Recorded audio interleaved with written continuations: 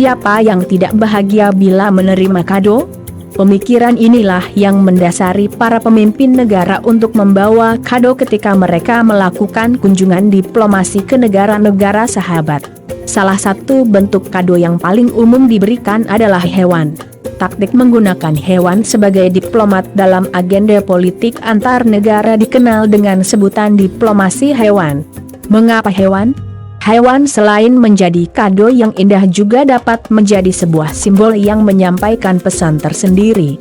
Hewan yang lucu tentu akan menjadi simbol persahabatan, sedangkan hewan yang gagah akan menjadi simbol kekuatan. Berikut ini adalah hewan yang pernah menjadi diplomat bagi negaranya.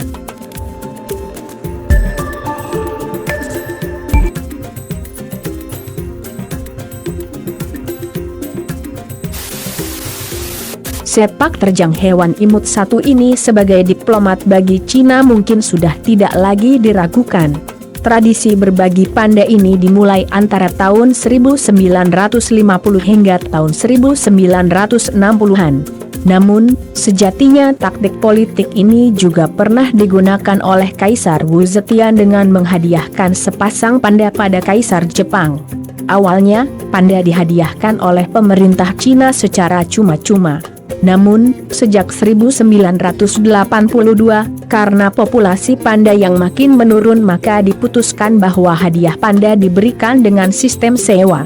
Negara penerima hadiah berhak memiliki panda pemberian selama masa 10 tahun.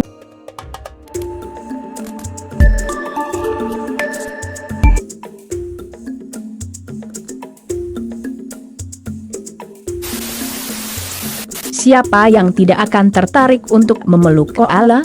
Inilah yang pasti terbesit di pikiran pemerintah Australia ketika mereka meniru langkah Cina yang giat menggunakan diplomasi panda. Australia pun mengembangkan strategi yang sama dengan hewan khas negaranya, koala. Taktik ini setidaknya mulai secara serius digarap sejak pertemuan G20 di Brisbane pada 2014 ketika foto Obama memeluk koala dalam pertemuan menjadi viral.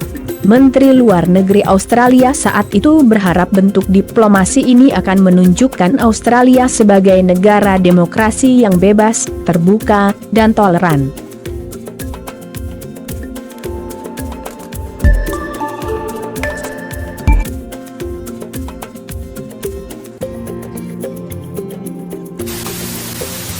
Memberi panda berbuah gajah. Pemerintah Cina dalam beberapa kesempatan menerima hadiah gajah dari negara tetangga mereka, Vietnam dan Sri Lanka.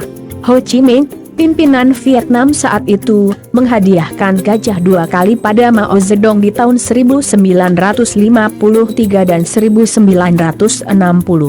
Sementara, Srimavu Bandaranaike, Perdana Menteri Sri Lanka saat itu, menghadiahkan seekor anak gajah kepada anak-anak Cina pada tahun 1972.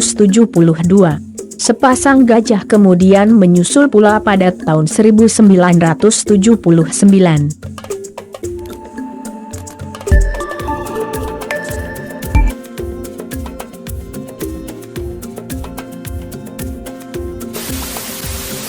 Diplomasi anjing menjadi gaya khas dari Rusia di bawah kepemimpinan Vladimir Putin. Presiden Putin memang menggemari anjing.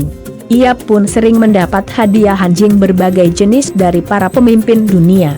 Vladimir Putin sendiri mengembangbiakan peranakan terrier hitam yang ia sebut Stalin's Dog.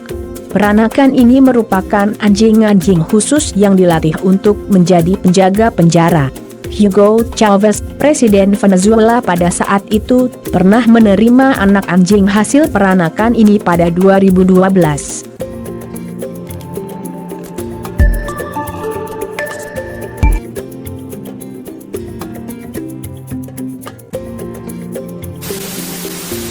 Kali ini kita sedikit menilik sejarah.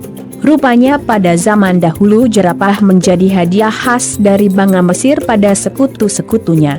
Tradisi ini dimulai ketika Julius Caesar menerima hadiah jerapah dari Cleopatra. Hadiah ini pun dibawa pulang oleh Julius Caesar ke Roma. Tindakan Cleopatra ini kemudian diikuti oleh berbagai pemimpin Mesir selanjutnya.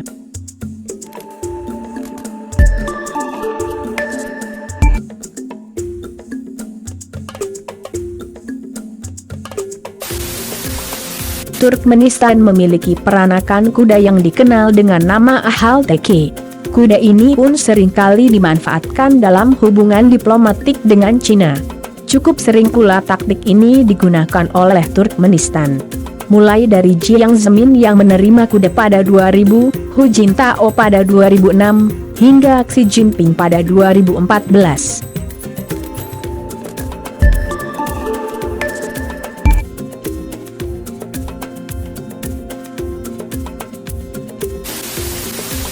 Rupanya, Soeharto dahulu sempat memberdayakan Komodo dalam agenda diplomasi politiknya. Komodo sebagai kadal terbesar di dunia yang endemik hanya ada di Indonesia tentu memberi kesan garang yang unik ketika dijadikan hadiah. Tak tanggung-tanggung, Perdana Menteri Singapura saat itu, Lee Kuan Yew, menerima 4 Komodo pada tahun 1980-an. Hadiah seekor Komodo juga pernah diberikan pada Amerika Serikat yang saat itu dipimpin George Bush pada 1990.